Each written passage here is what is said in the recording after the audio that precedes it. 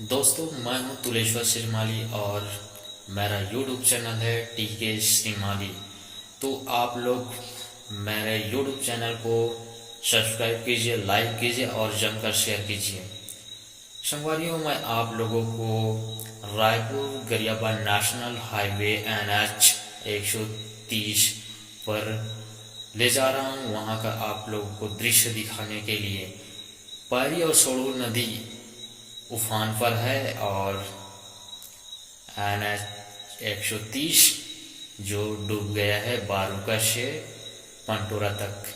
तो आप लोगों को दिखाने ले जा रहा हूँ। चलो फ्रेंड, चलते हैं।